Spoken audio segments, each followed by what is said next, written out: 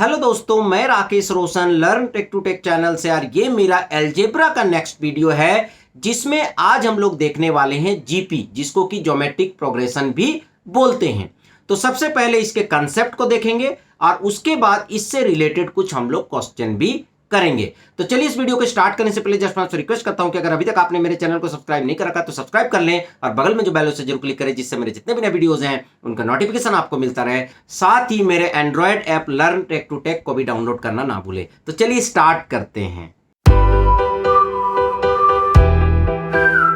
तो दोस्तों सबसे पहले तो ये देखते हैं कि ज्योमेट्रिक प्रोग्रेशन होता क्या है।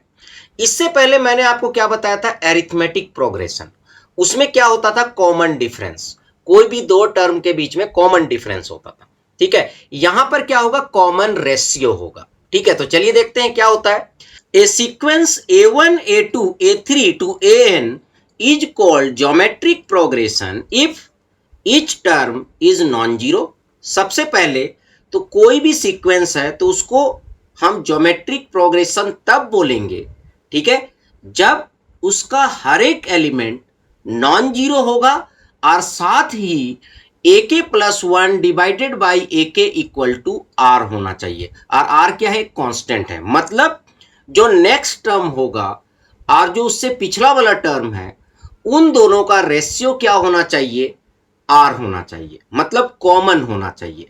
और R को हम बोल रहे हैं यहां पर कॉमन रेशियो। जैसे यहां पर A1 A2 A3 है, तो A2 बाई A1 अगर R है तो A3 बाई A2 भी R होना चाहिए और A4 बाई A3 भी आपका R होना चाहिए। क्लियर। अब यहां पर सपोज दैट आपका A जो है वो फर्स्ट टर्म है और R जो है कॉमन रेशियो है, तो आप बोल सकते हैं AR स्क्वायर ये क्या है, जीपी है। क्यों? क्योंकि देखिए आप AR बाई A करेंगे तो भी R आएगा, आप AR स्क्वायर बाई AR करेंगे, AR स्क्वायर और AR तो भी R आएगा। तो इस तरह से अगर आप रेशियो निकालोगे तो सारे रेशियो कॉमन होंगे। ठीक है, तो इसीलिए हम इसे कॉमन रेशियो भी बोलते हैं। ठीक है, यहां पर कुछ नोटेशंस है जो मैं आपको बता देता हूं। जैसे A हम यूज करते हैं फर्स्ट टर्म के लिए, R यूज करते हैं हम कॉमन रेशियो के लिए, L यूज करते हैं हम लास्ट टर्म के लिए, N यूज करते हैं नंबर ऑफ टर्म्स के लिए और SN यूज करते हैं सम ऑफ फर्स्ट n टर्म्स के लिए। उसके बाद कुछ फॉर्मूला है जो हमें पता होना चाहिए। जैसे सपोज दैट कोई सीक्वेंस जो है वो जीपी में है। ठीक है, कोई भी एक सीक्वेंस है वो जीपी में है। अगर उसका nth टर्म आपको निकालना है तो उसका फॉर्मूला क्या होगा, ARn-1, AR to the power n-1। जैसे आप AP में nth टर्म निकालते थे तो क्या होता था, A plus n-1 into D। उसी तरह यहां पर AR का पावर n-1 है। उसके बाद हम लोग देखते हैं सम ऑफ फर्स्ट n टर्म्स का फॉर्मूला। पर यहां पर इसके दो केस बनते हैं। पहला, जब आपका कॉमन रेशियो 1 होगा। तो सपोज दैट कि आपका ये वाला जो सीक्वेंस है वो जीपी में है, तो अगर इसको आप ऐड करोगे और इसका कॉमन रेशियो अगर 1 होगा तो क्या होगा, A plus A plus A plus A n terms तक, तो इसका रिजल्ट क्या हो जाएगा, NA हो जाएगा। ठीक है, इसका मतलब अगर कोई सीरीज दिया हुआ है और उसका कॉमन रेशियो 1 है, ठीक है, तो उसका आंसर क्या होगा, n इंटू फर्स्ट टर्म। ठीक है, n इंटू और जो भी फर्स्ट टर्म होगा। बट सपोज दैट आपका कॉमन रेशियो 1 नहीं है, ठीक है, कुछ अलग है, 2 है, 3 है, 5/3 है, 5/2 है, कुछ भी हो सकता है। तो उस केस में आप ये दो में से कोई भी एक फॉर्मूला यूज करेंगे। A ब्रैकेट में 1 माइनस R का power n by 1 minus R और A R का पावर n-1 बाई R-1। ठीक है, जनरली अगर आपका कॉमन रेशियो 1 से कम है तो आप ये फॉर्मूला यूज कर सकते हैं, अदरवाइज आप ये फॉर्मूला यूज कर सकते हैं। तो ये जो है थोड़ा सा कंसेप्ट है जीपी का। ठीक है, अगर आपने अरिथमेटिक प्रोग्रेशन किया है तो आपको बहुत ही आसानी से जीपी भी समझ में आ जाएगा, क्योंकि कुछ उसी तरीके से है, केवल वहां पर कॉमन डिफरेंस था, यहां पर कॉमन रेशियो है। ठीक है, तो चलिए अब हम लोग क्या करते हैं कि कुछ क्वेश्चन देखते हैं जो कि जीपी से रिलेटेड है। तो यहां पर फर्स्ट क्वेश्चन है, find the 10th and nth terms of GP 5, 25, 125 ... तो यहां पर क्लियर पता चल रहा है कि फर्स्ट टर्म तो 5 है, पर जो कॉमन रेशियो है वो क्या है 25/5 दैट इज 5। इसका मतलब यहां पर आपका कॉमन रेशियो भी 5 है और फर्स्ट टर्म भी 5 है। तो यहां पर अगर आप A10 निकालेंगे तो क्या फॉर्मूला है AR10-1, क्योंकि अभी हमने बताया था nth टर्म का फॉर्मूला क्या है ARn-1, तो दैट इज AR9 और यहां पर A का वैल्यू है 5 और यहां पर R का वैल्यू भी 5 है और उसका पावर 9, तो that is 5 to the power 10। ठीक है, तो ये आपका 10th टर्म निकल गया। उसके बाद आपको क्या निकालना है nth टर्म निकालना है। तो nth टर्म क्या होगा ARn-1, तो A भी 5 है आपका, R भी 5 है, उसका पावर n-1, तो 5 का पावर क्या हो जाएगा n हो जाएगा। तो इसका मतलब nth टर्म आपका 5 का पावर n हो गया और 10th टर्म हो गया आपका 5 का पावर 10। ठीक है, तो इस तरह से आप सॉल्व कर सकते हैं। तो चलिए अब नेक्स्ट क्वेश्चन देखते हैं। तो दोस्तों यहां पर जो क्वेश्चन है वो क्या है, which term of the GP2832 dot dot dot up to n terms is 131072। बोल रहा है कि कौन से टर्म में 131072 आएगा। ठीक है, तो मान लेते हैं कि जो है nth टर्म में 131072 आएगा, तो an का फॉर्मूला क्या है ARn-1। ठीक है, तो यहां पर अगर आप देखेंगे तो first term is 2 and common ratio क्या है 8/2 दैट इज 4। तो क्या हो गया an तो यहां पर गिवन है 131072, a क्या है आपका 2 है। ठीक है, और यहां पर कॉमन रेशियो है 4, तो 4 का पावर n-1। ठीक है, अब यहां पर हम क्या करेंगे कि 131072 को 2 से डिवाइड कर देंगे, तो क्या हो जाएगा 2 6 जा 12, 2 5 जा 10, 2 5 जा 10, फिर 2 3 जा 6 और 2 6 जा 12। ठीक है, और यहां पर हो जाएगा 4 का पावर n-1। अब यहां पर अगर आप देखिएगा तो ये क्या होता है 4 का पावर 8 होता है। ठीक है, और यहां पर क्या है 4 का पावर n-1, तो यहां पर क्लियर क्या होगा n-1 equal to 8 and that is n equal to 9। इसका मतलब जो 9th टर्म होगा वो आपका 131072 होगा। ठीक है, तो चलिए अब नेक्स्ट क्वेश्चन देखते हैं।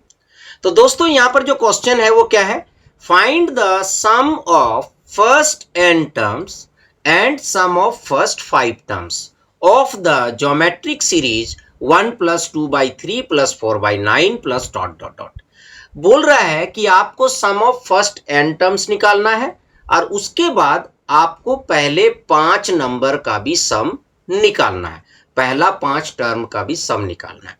तो सबसे पहले Sn निकालते हैं और Sn अगर हमारा निकल गया तो उसमें n इक्वल टू 5 पुट कर देंगे तो हमारा आंसर आ जाएगा। ठीक है, तो यहां पर फर्स्ट टर्म क्या होगा 1 और कॉमन रेशियो क्या होगा 2/3 डिवाइडेड बाई 1, तो 2/3 हो गया।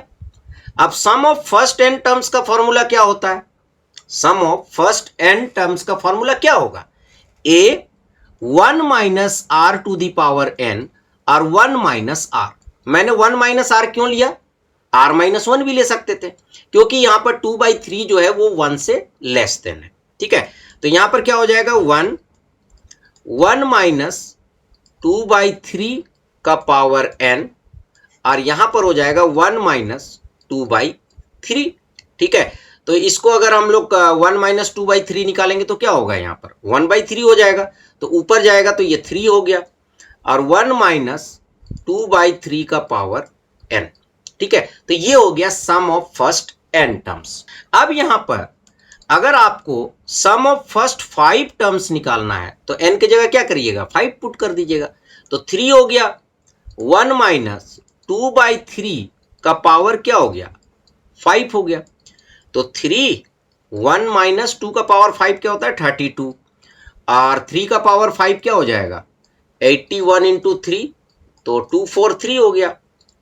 ठीक है, तो इसको सॉल्व कर लीजिए यहाँ पर, तो 3 और 243 माइनस 32, तो यहां पर हो जाएगा 3 8 जा 24 और 3 1 जा 3, तो 1 1 2 और यहां पर क्या हो गया 81, तो 211/81 आपका आंसर हो गया।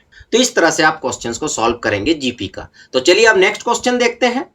तो यहां पर नेक्स्ट क्वेश्चन क्या है कि find the sum of the sequence 7 7 7 7 7 4 times 7 dot dot dot to n terms, मतलब इसका सम निकालना है। अगर आप सोच रहे हैं कि ये जीपी में है तो ये जीपी में नहीं है। क्यों जीपी में नहीं है? देखिए 77 को अगर 7 से डिवाइड करेंगे तो क्या होगा, 11 आएगा, पर 777 को अगर 77 से डिवाइड करेंगे तो 11 नहीं आएगा। इसका मतलब ये जीपी में तो नहीं है। पर आप क्या कर सकते हैं कि इसे जीपी में कन्वर्ट कर सकते हैं। तो मैं क्या करता हूं, यहां पर लिखता हूं Sn इक्वल टू, चूंकि इसका सम निकालना है तो मैं इसे सम के फॉर्मेट में लिख देता हूं, ठीक है, इस तरीके से, plus dot dot dot to n terms, to n terms, ठीक है। अब यहां पर एक काम हम करते हैं, ठीक है, यहां पर हम क्या करते हैं, 7 को कॉमन ले लेते हैं तो क्या हो जाएगा, 1 plus 1 1 plus 1 1 1 1 1 1 1 to n terms. पर यहां से भी मेरा काम नहीं बन रहा है, तो मैं 7/9 लिखूंगा और यहां पर कर दूंगा 9 9 9 9 9 9 9 9 9 टू n टर्म्स। अब 9 से भी मेरा काम नहीं बन रहा है, तो 9 को मैं लिख सकता हूं 10 माइनस 1, 99 को लिख सकता हूं 10 स्क्वायर माइनस 1, 999 को लिख सकता हूं 10 क्यूब माइनस 1, और 4 टाइम्स 9 को लिख सकता हूं 10 का पावर 4 माइनस 1 और dot dot to n terms. तो यहां तक तो क्लियर है। अब हम इसे अलग अलग कर देते हैं, हम इसे क्या करते हैं, अलग अलग कर देते हैं।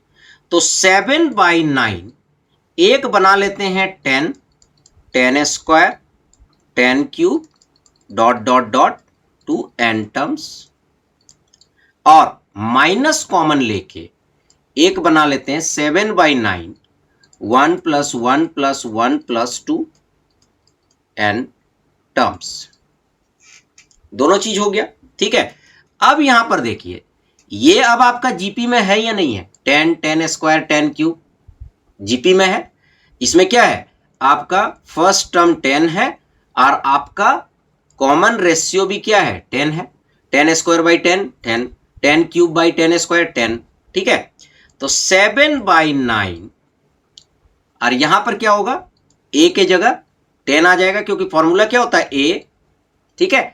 यहां पर लगेगा Rn माइनस 1 और R माइनस 1 वाला फॉर्मूला लग जाएगा, ठीक है। तो R क्या है, 10 है, तो 10n माइनस 1, और नीचे क्या हो जाएगा 10 माइनस 1, ठीक है। और यहां पर हो गया 7/9, और 1 को अगर आप n टर्म्स ऐड करोगे तो क्या होगा, n आएगा। क्लियर। अब इसको आप सोल्व कर लो। तो 7/9, यहां पर भी 7/9 है तो कॉमन ले लो आप, और 10/9, और यहां हो जाए 10 to the power n minus 1 और माइनस n। तो ये आपका आंसर हो गया। तो ये क्या हुआ आपका, sum of n terms of the sequence 7 7 7 7 7 और 4 टाइम्स 7 डॉट डॉट डॉट। मतलब अगर कोई ऐसा सीक्वेंस है या सीरीज है जो जीपी में नहीं है, तो आप चाहें तो उसे जीपी में पहले चेंज करें और फिर आप फॉर्मूला अप्लाई कर सकते हैं। तो यहां पर मैं अलग अलग तरह के क्वेश्चन बनाने का कोशिश किया। तो चलिए फ्रेंड, आई होप कि आपको वीडियो पसंद आया होगा। अच्छा लगा तो लाइक करें, शेयर करें, कमेंट करें, और अगर अभी तक आपने मेरे चैनल को सब्सक्राइब नहीं कर रखा तो सब्सक्राइब कर लें, और बगल में जो बेल है उसे जरूर क्लिक करें, जिससे मेरे जितने भी नए वीडियोस हैं उनका नोटिफिकेशन आपको मिलता रहे। Thank you and good bye.